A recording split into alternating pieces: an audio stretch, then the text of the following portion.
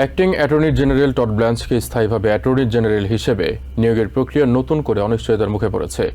Republican senator জন কর্নিনের আপত্তি এবং justice ডিপার্টমেন্টের কাছে লিখিত নিশ্চয়তার দাবিকে কেন্দ্র করে ক্যাপিটল হিলে তৈরি হয়েছে অচলাবস্থা। এর ফলে সেনেট জুডিশিয়ারি কমিটিতে ব্ল্যাঞ্চের মনোনয়ন নিয়ে নির্ধারিত ভোট আদৌ হবে কিনা তা নিয়েও সংশয় দেখা দিয়েছে। বিতর্কের কেন্দ্রবিন্দুতে রয়েছে জাস্টিস ডিপার্টমেন্টের কথিত এন্টি ওয়েপনাইজেশন ফান্ড। জন কর্নিন, টম টিলিস সহ কয়েকজন রিপাবলিকান সেনেটরের দাবি তহবিলটি স্থায়ীভাবে বাতিল করা হয়েছে এই মর্মে জাস্টিস ডিপার্টমেন্টকে লিখিত নিশ্চয়তা দিতে হবে। তাদের বক্তব্য, এমন নিশ্চয়তা না থাকলে ভবিষ্যতে রাজনৈতিক উদ্দেশ্যে এই তহবিল আবারও ব্যবহার হতে পারে। সেনেটর জন কর্নিন জানান, জাস্টিস ডিপার্টমেন্ট তার চাওয়া লিখিত নিশ্চয়তা দিতে ব্যর্থ হয় তিনি টড ব্ল্যাঞ্চের সঙ্গে নির্ধারিত বৈঠক বাতিল করেছেন। তিনি স্পষ্ট করেন, সন্তোষজনক ব্যাখ্যা না পাওয়া পর্যন্ত এই মনোনয়নের পক্ষে ভোট দিতে তিনি প্রস্তুত নন। এদিকে সেনেট জুডিশিয়ারি কমিটির চেয়ারম্যান চাক গ্রসলি কর্নিনের অবস্থান জানাতে একটি নির্দিষ্ট সময়সীমা বেঁধে দিয়েছেন, কারণ কমিটিতে রিপাবলিকানদের সংখ্যাগরিষ্ঠতা খুবই কম হওয়ায় একজন সদস্যের বিরোধিতাই পুরো মনোনয়ন প্রক্রিয়া আটকে দিতে পারে। রাজনৈতিক বিশ্লেষকদের মতে বিরোধের বিষয়টি শুধু একটি তহবিল ঘিরে নয়, একটি ট্রাম্প প্রশাসন ও রিপাবলিকান আইন প্রণেতাদের মধ্যে নীতিগত মতপার্থক্য তুলে ধরছে। বিশ্লেষক মার্ক এলিয়াসের দাবি, টড ব্ল্যাঞ্চ প্রকাশ্যে তহবিলটি নিষ্ক্রিয় বলে দাবি করলেও সে বিষয়ে লিখিত নিশ্চয়তা দিতে অনীহা দেখানোয় নতুন করে প্রশ্ন তৈরি হয়েছে। এদিকে ব্ল্যাঞ্চকে ঘিরে আরও কয়েকটি বিতর্ক সামনে এসেছে। জেফ্রি এপস্টিন সংক্রান্ত নথি প্রকাশ, গিলেইন ম্যাক্সওয়েলকে উন্নত নিরাপত্তার কারাগারে স্থানান্তরের সিদ্ধান্ত নিয়েও প্রশ্ন তুলেছেন কয়েকজন আইন প্রণেতা। একই সময়ে এপস্টিনের অপকর্মের শিকার কয়েকজন ভুক্তভোগী ক্যাপিটল হিলে রিপাবলিকান সেনেটরদের দপ্তরে গিয়ে তাদের নিজেদের অবস্থান তুলে ধরেন। অন্যদিকে রাজনৈতিক পর্যবেক্ষকদের একাংশের মতে বর্তমান আইন অনুযায়ী সেনেটের অনুমোদন ছাড়াও Todd Blanche acting attorney general হিসেবে দায়িত্ব পালন চালিয়ে যেতে পারবেন। তবে স্থায়ীভাবে অ্যাটর্নি জেনারেল হিসেবে নিয়োগ পেতে হলে তাকে শেষ পর্যন্ত সেনেটের অনুমোদন পেতেই হবে। জনপ্রিয় ঔপন্যাসিক সালমান রুশদির ওপর ছুরিকাঘাতের ঘটনায় হামলাকারী হাদি মাতারকে সন্ত্রাসবাদ সংক্রান্ত 3টি অভিযোগে দোষী সাব্যস্ত করেছে ফেডারেল জুরি। এর আগে একই হামলার ঘটনায় হত্যাচেষ্টা মামলায় 25 বছরের কারাদণ্ড পাওয়া মাতার আগামী নভেম্বরে ফেডারেল আদালতে সাজা ঘোষণার মুখোমুখি হবেন। তিনি যাবজ্জীবন কারাদণ্ড পেতে পারেন। প্রসিকিউটররা দাবি করেছেন 2022 সালের হামলাটি ছিল দীর্ঘদিনের পরিকল্পনার অংশ এবং ইরানের জারি করা ফতোয়া বাস্তবায়নের উদ্দেশ্যেই তিনি এই হামলা চালান। দেশের ফেডারেল জুরি 2022 সালে লেখক সালমান রুশদির উপর ছুরিকাঘাতের ঘটনায় হাদি মাতারকে সন্ত্রাসবাদ সংক্রান্ত 3টি অভিযোগেই দোষী সাব্যস্ত করেছে। এর আগে হত্যা চেষ্টা ও হামলার অভিযোগে একটি স্টেট আদালতে তিনি 25 বছরের কারাদণ্ড পান। ইউএস অ্যাটর্নি মাইকেল ডিজাকামো জানান, 28 বছর বয়সী নিউ জার্সির বাসিন্দা মাতারের বিরুদ্ধে হিজবুল্লাহকে সহায়তা দেওয়ার চেষ্টা, আন্তর্জাতিক সন্ত্রাসী কর্মকাণ্ড পরিচালনা এবং সন্ত্রাসীদের সহায়তা করার অভিযোগ আনা হয়েছিল। আমেরিকা হিজবুল্লাহকে বিদেশি সন্ত্রাসী সংগঠন হিসেবে তালিকাভুক্ত করেছে। প্রসিকিউটররা জানান, সালমান রুশদির 1988 সালের বিতর্কিত উপন্যাস দ্য স্যাটানিক ভার্সেস এর জেরে 1989 সালে ইরানের তৎকালীন সর্বোচ্চ নেতা আয়াতুল্লাহ রুহুল্লাহ খোমেনি যে মৃত্যুদণ্ডের ফতোয়া জারি করেছিলেন সেটি বাস্তবায়নের লক্ষ্যেই মাতার 1 বছরেরও বেশি সময় ধরে পরিকল্পনা করেন। তদন্তে দেখা যায় তিনি হিজবুল্লাহ সংশ্লিষ্ট বিভিন্ন উপকরণ অধ্যয়ন করেন এবং বিদেশে থাকা ব্যক্তিদের সঙ্গে যোগাযোগ রাখেন এবং রুশদিকে লক্ষ্য করে ভিডিও তৈরি করেন।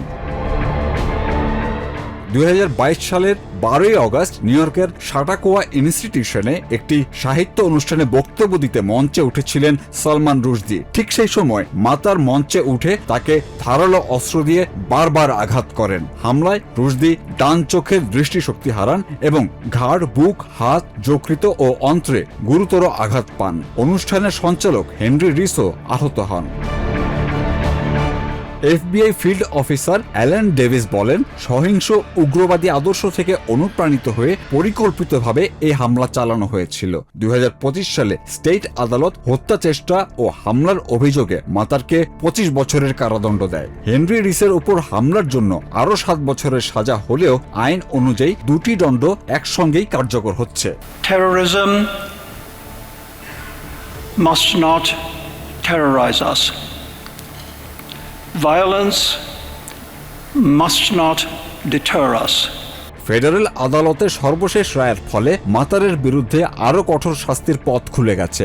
আগামী 3 নভেম্বর তার সাজা ঘোষণা করা হবে। সন্ত্রাসবাদ সংক্রান্ত এসব অভিযোগে তিনি যাবজ্জীবন কারাদণ্ডের মুখোমুখি হতে পারেন।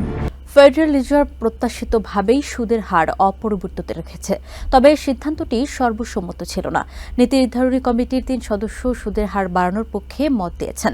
একই সঙ্গে ফেড চেয়ার কেভিন ওয়ার্শ মূল্যস্ফীতি 2% নামিয়ে আনার প্রতিশ্রুতি পুনর্ব্যক্ত করে বলেছেন, প্রয়োজন হলে ভবিষ্যতে আরও কঠোর পদক্ষেপ নিতে দ্বিধা করবে না ফেড। ফলে সেপ্টেম্বরে সুদের হার বৃদ্ধির সম্ভাবনা নিয়ে আর্থিক বাজারে নতুন করে আলোচনা শুরু হয়েছে।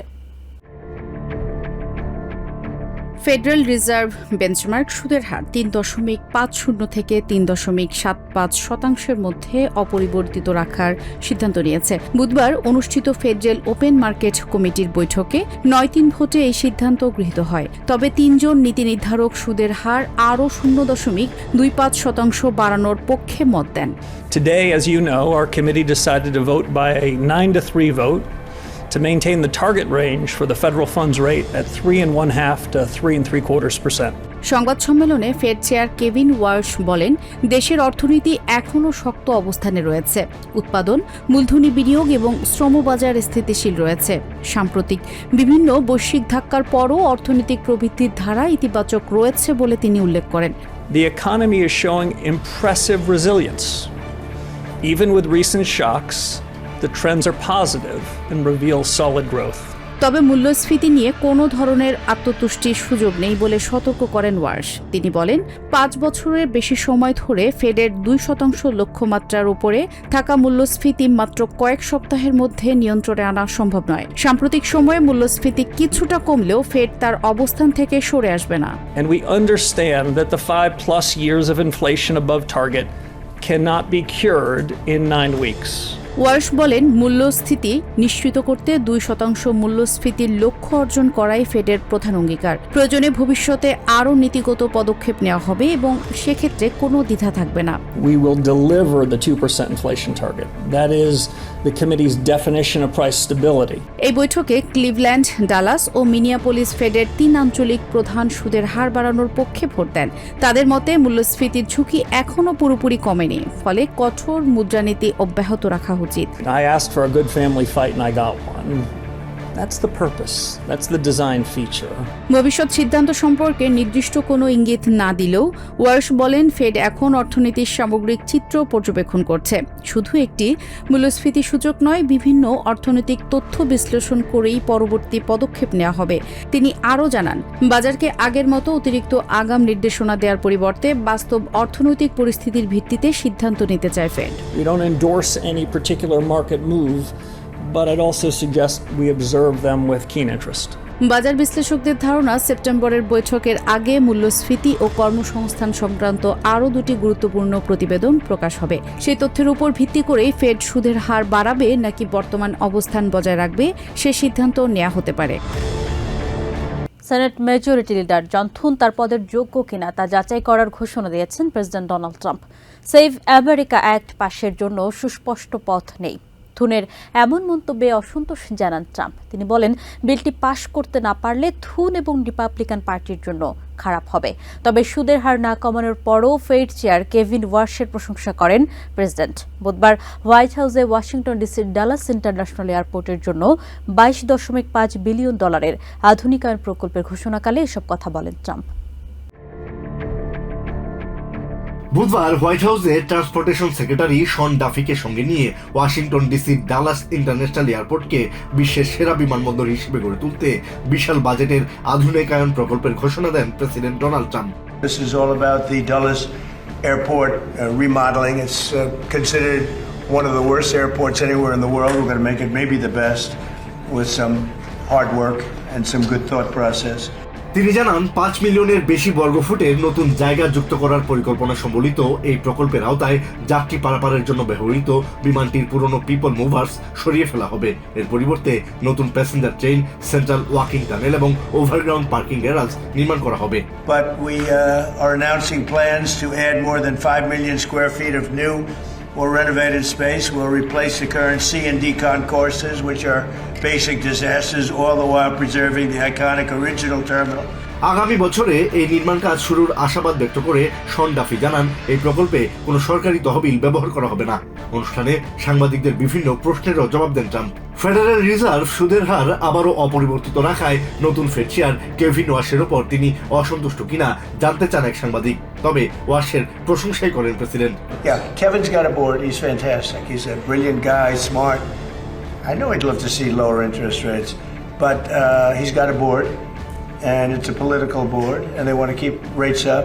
এছাড়া নির্বাচনে ভোটদানে ভোটার আইডি বাধ্যতামূলক করার বিল সেভ আমেরিকা অ্যাক্ট পাশ করতে সেনেট মেজরিটি লিডার জন থুন পর্যাপ্ত ভোট না থাকার কথা বলায় হতাশা প্রকাশ করেন Trump. It's too bad for him. I mean, that's too bad for him, and too bad for the Republican Party.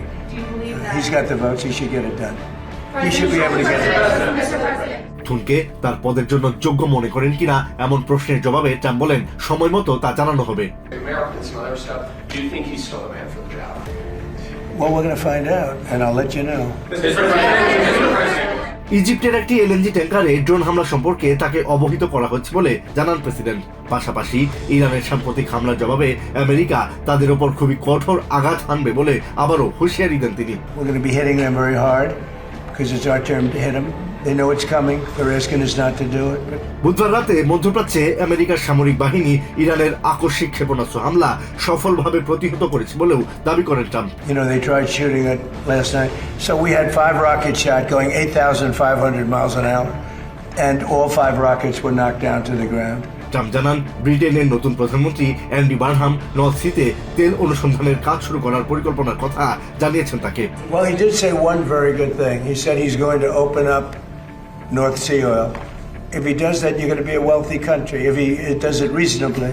রাশিয়ার উপর নিষেধাজ্ঞা বিলে প্রয়াত রিপাবলিকান সেনেটর লিন্ডসে গ্রাহামের প্রস্তাব অনুযায়ী ইরানের উপর নতুন শুল্ক যুক্ত করার পক্ষে মত দেন তিনি। So I'd like them to add Iran as tariffs, not just as sanctions.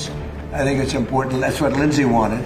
পাশাপাশি ইউক্রেনের প্রেসিডেন্ট ভলোদিমির জেলেনস্কির সঙ্গে হওয়া তার বৈঠকের কথাও উল্লেখ করে অবিলম্বে এই রক্তক্ষয়ী যুদ্ধ বন্ধ করার উপর জোর দেন Trump. I get along with President Putin. I get along with President Zelensky. And like I told him, I wanted to end the war, get the war ended. Thousands of people. President Donald ট্রাম্পের Iran নীতি এবং অর্থনৈতিক কৌশলের ওপর দেশের জনগণের আস্থা নেই বলে মন্তব্য করেছেন সেনেট মাইনরিটি লিডার চাক শুমার। বুধবার ক্যাপিটল হিলে সংবাদ সম্মেলনে তিনি দাবি করেন, দেশের 72% মানুষ ইরান যুদ্ধের বিরুদ্ধে এবং 79% মানুষ জ্বালানি তেলের দাম বৃদ্ধিতে ক্ষুব্ধ। আলাদা সংবাদ সম্মেলনে সেনেট মেজরিটি লিডার জন থুন জানান, রিপাবলিকানরা ট্রাম্প প্রশাসনের নীতিতে অবিচল রয়েছে, তবে সেভ আমেরিকা অ্যাক্ট পাশের জন্য পর্যাপ্ত ভোট নেই বলে স্বীকার করেন তিনি। ইরানের সঙ্গে সামরিক উত্তেজনা, সামরিক বাজেট ও সরকারি অর্থায়নকে ঘিরে সেনেটের রাজনৈতিক বিভাজন আরও তীব্র হয়েছে। বুধবার ওয়াশিংটনে এক সংবাদ সম্মেলনে সেনেট মাইনরিটি লিডার চাক শুমার প্রেসিডেন্ট ডোনাল্ড ট্রাম্পের ইরান নীতি ও অর্থনৈতিক কৌশলের তীব্র সমালোচনা করেন। এক জরিপের কথা উল্লেখ করে তিনি দাবি করেন, দেশের 71% মানুষ বিশ্বাস করে জীবনযাত্রার ব্যয় কমাতে প্রেসিডেন্ট ট্রাম্প পর্যাপ্ত পদক্ষেপ নিচ্ছেন না। ইরান যুদ্ধ বন্ধে সেনেটে আবার ওয়ার পাওয়ার্স রেজলিউশন অ্যাক্ট উত্থাপন করার ঘোষণা দেন শুমার। ডেমোক্রেটিক সেনেটর প্যাটি মারি বর্তমান প্রশাসনের অতিরিক্ত সামরিক বাজেট বরাদ্দের প্রস্তাবের তীব্র সমালোচনা করে বলেন, কংগ্রেস ট্রাম্পের যুদ্ধের এটিএম বুথ নয়। আলাদা সংবাদ সম্মেলনে সেনেট মেজরিটি লিডার জন থুন ডেমোক্র্যাটদের সমালোচনা প্রত্যাখ্যান করে বলেন, ইরানের পারমাণবিক কর্মসূচি রোধে ট্রাম্প প্রশাসনের পদক্ষেপগুলো সফল হয়েছে।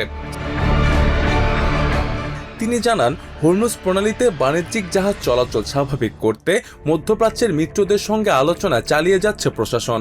তিনি আরও জানান, প্রয়াত সেনেটর লিন্ডসে গ্রাহামের প্রতি শ্রদ্ধা জানিয়ে প্রণীত Russia and Iran act of 2026 বিলটির পক্ষে ব্যাপক সমর্থন পাওয়া গেছে। তবে প্রেসিডেন্ট ট্রাম্পের অন্যতম অগ্রাধিকার সেভ আমেরিকা অ্যাক্ট পাশের ক্ষেত্রে জটিলতার কথা স্বীকার করেন সেনেট রিপাবলিকান নেতা। থুন জানান, বিলটি পাশের জন্য অগাস্টে অবকাশকালীন ছুটি বাতিল করে ওয়াশিংটনে কাজ চালিয়ে যেতে প্রস্তুত আছেন, তবে এখন পর্যন্ত প্রয়োজনীয় সমর্থন নিশ্চিত না হওয়ায় তা যৌক্তিক হবে না বলে মনে করেন তিনি।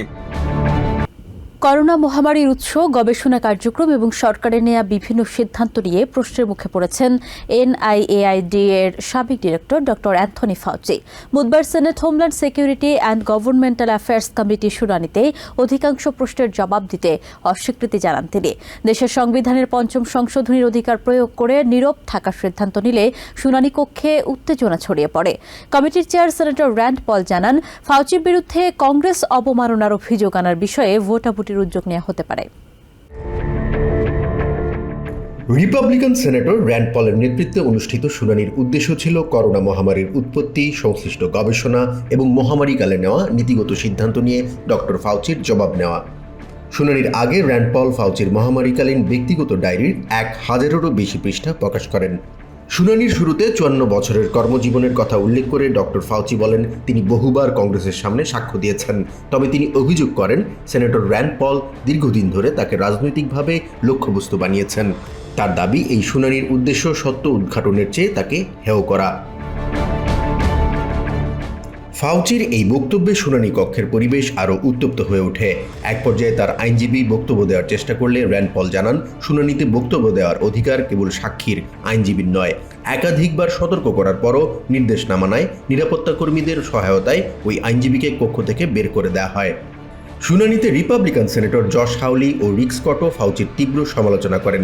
তাদের অভিযোগ, করোনা মহামারীর সময় সরকারি সিদ্ধান্ত, ক্ষমতার ব্যবহার, ব্যক্তিগত যোগাযোগ এবং বিভিন্ন আর্থিক বিষয় নিয়ে এখনও অনেক প্রশ্নের উত্তর মেলেনি। অন্যদিকে ডেমোক্রেটিক সেনেটর গ্যারি পিটার্স এই শুনানির সমালোচনা করে বলেন, অতীতের রাজনৈতিক বিতর্কে সময় ব্যয় না করে ভবিষ্যতের জনস্বাস্থ্য ও জাতীয় নিরাপত্তা সংক্রান্ত চ্যালেঞ্জ মোকাবিলায় কংগ্রেসের মনোযোগ দেওয়া উচিত। তার অভিযোগ, গুরুত্বপূর্ণ নিরাপত্তা ও বাজেট সংক্রান্ত বিষয়ের পরিবর্তে পুরনো বিতর্ককে আবারও সামনে আনা হচ্ছে।